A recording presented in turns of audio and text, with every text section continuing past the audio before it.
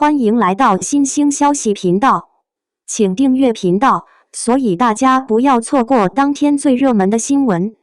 我们今天的时事通讯包括以下内容：赵丽颖票数断层第一，票房却总在冷档期爆，她到底靠什么赢？2025年12月，新浪娱乐发起了一项名为“最具票房号召力女演员”的投票活动，结果一经公布，迅速引发了舆论场的震动。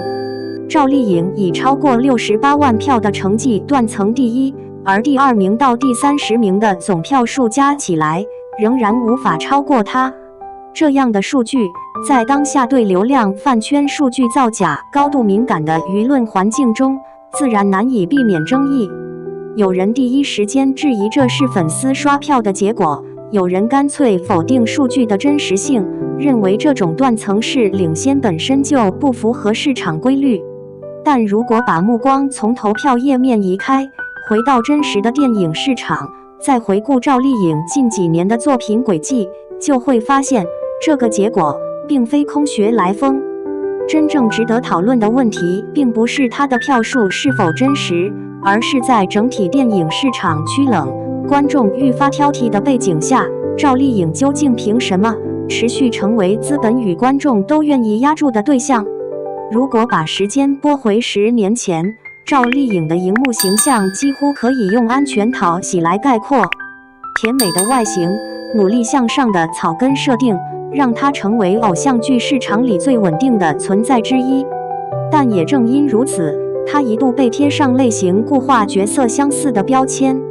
真正的变化发生在她主动走出舒适区之后。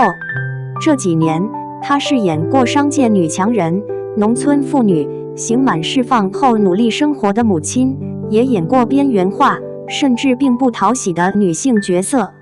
她不再执着于好看体面，而是不断挑战现实生活中那些复杂、粗粝甚至让人不安的女性形象。在电影《向阳花》中，她刻意晒黑皮肤，指甲缝里塞满泥土，眼神里始终带着一股小心翼翼的怯懦，那是一种想好好活着却又不敢奢望的状态。这个角色并不光鲜，甚至有些狼狈，但恰恰是这种不被美化的真实，让观众第一次不再只是看赵丽颖，而是相信她就是这个人。冯小刚评价她的表演生命力蓬勃，乍一听像是宣传语，但当观众真正走进影院，就会明白这句话并不空洞。她的表演不是技巧层面的炫技，而是一种从角色内部自然生长出来的情绪。很多人忽略了一个重要事实，赵丽颖近年来真正意义上的票房表现，几乎都发生在冷档期。清明档、暑期初段、年底淡季这些原本被视为避雷区的时间节点，反而成了她作品频繁出现且屡屡跑赢市场预期的舞台。在2025年整体票房环境趋冷的情况下，不少曾经被寄予厚望的流量电影接连失利，投资回报率惨淡。相比之下，赵丽颖主演或参与的女主电影却大多保持着稳定盈利。这并不是偶然。冷档期的观众并不冲着热闹话题走进影院，而是更在意故事本身是否值得花钱、花时间去看。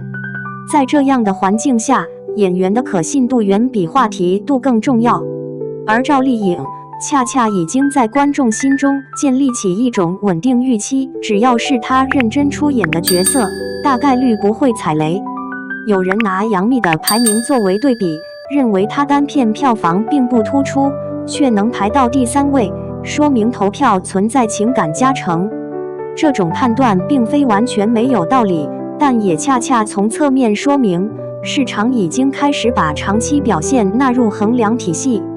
而赵丽颖的优势在于，她不仅有过去积累的好感，更有正在发生的市场反馈。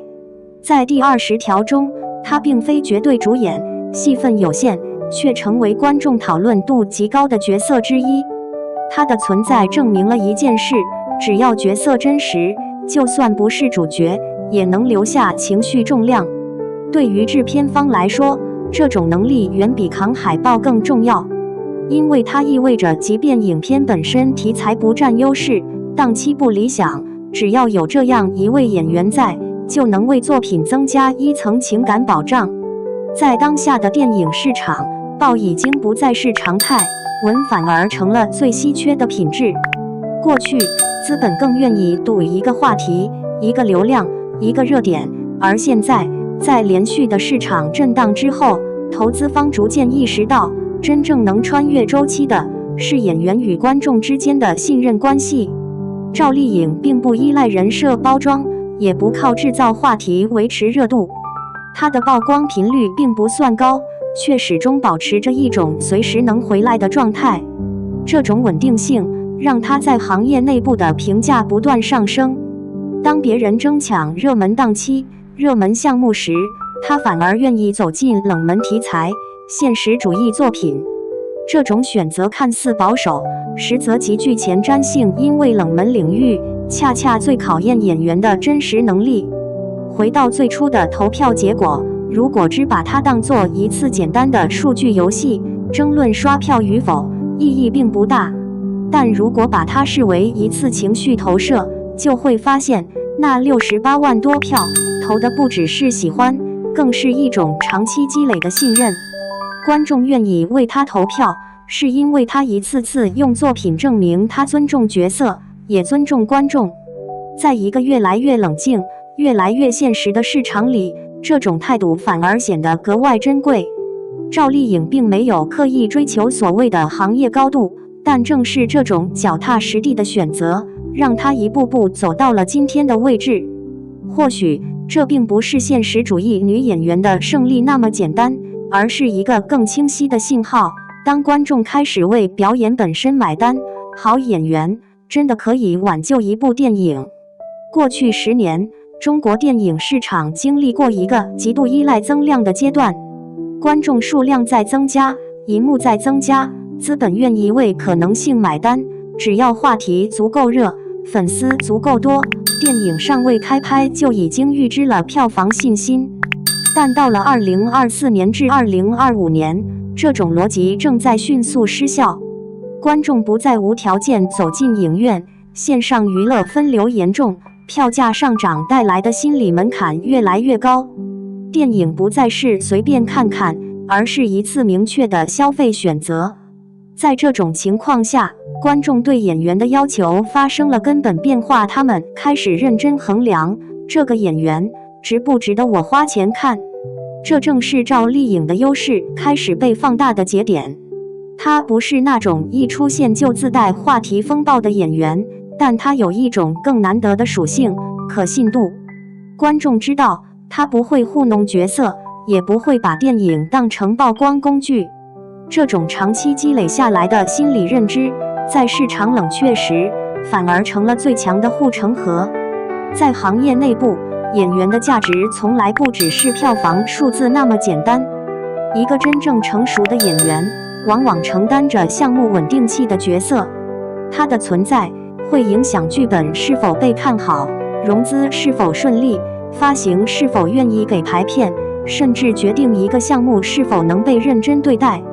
近几年，赵丽颖在行业内的评价明显发生了变化，她不再只是女主候选人，而是被视为能否让现实题材成立的关键因素。这意味着什么？意味着她的名字本身已经不再只是卖点，而是逻辑。只要她愿意出演，很多原本被认为市场风险偏高的项目，就突然有了被讨论、被立项的可能。这是一个非常微妙但重要的转变，它标志着演员开始从被选择者变成项目结构的一部分。在流量时代，很多演员都陷入过一个误区：曝光等于存在感，存在感等于价值。但现实一次次证明，过度曝光只会加速消耗。赵丽颖这些年的选择，恰恰与这套逻辑相反。她并不频繁出现在综艺，也很少制造情绪化话题。她的作品节奏并不密集，但每一次出现几乎都伴随着明确的角色转向。她把有限的曝光留给了角色，而不是自己。这种慢下来的策略，在短期内看似不占优势，但从长期来看，却极大地延长了他的职业生命周期。当观众很少看到他失手，自然会对他保持耐心。在一个更新速度极快的娱乐环境中，耐心本身就是最稀缺的资源。很多人误以为赵丽颖频繁出现在冷档期，是因为她抢不到好档期。但如果仔细观察，就会发现，事实恰恰相反。冷档期并不是被动接受的结果，而是她与团队主动博弈后的选择。在热门档期，电影更依赖类型、IP 和整体声势，而在冷档期，演员的个人口碑会被无限放大。只要作品质量过关，反而更容易脱颖而出。这是一种非常清醒的判断，与其在拥挤的赛道里拼消耗，不如在冷清的时间段建立优势。而事实也证明，这条路是走得通的。当别人把冷档期视为风险，他却把它当成验证实力的试金石。如果只把赵丽颖的成功理解为个案，显然是不完整的。她的路径其实正在折射出整个行业的一次价值回调。观众开始厌倦模板化的角色，资本开始警惕短期热度的不可持续，平台和院线也越来越理性。在这种多方共同作用下，会演戏的演员终于重新回到价值中心。赵丽颖只是走在了前面，她的存在让行业看到一种可能：不依赖虚构人设，不靠话题制造声量，仅凭稳定的表演质量，也可以形成持续的市场号召力。这对后来者而言，其实是一个非常积极的信号。回到那场引发争议的投票，真正值得被记住的，或许并不是68万票这个数字，而是它背后的情绪基础。那是一种长期观看、反复验证之后形成的集体判断。赵丽颖并没有在某一年突然爆红，她的积累是缓慢而扎实的。正因如此，当市场波动、环境转冷，她反而显得更加稳定。时间对很多演员来说是敌人，但对她而言却成了盟友。结语：当市场冷静下来，好演员终于被看见。电影市场正在经历一轮深度调整，没有人能轻易躺赢，也没有哪个公式可以保证成功。在这样的时代背景下，赵丽颖的路径显得格外清晰，不迎合，不造进，不透支。她只是反复做了一件事，认真对待每一个角色，而观众用一次次真实的选择给出了回应。也许这正是当下最值得被肯定的地方。当喧嚣退去，当热度褪色，真正留下来的不是数据泡沫，而是演员与观众之间那种缓慢建立却极难被取代的信任关系。这才是他真正赢的地方。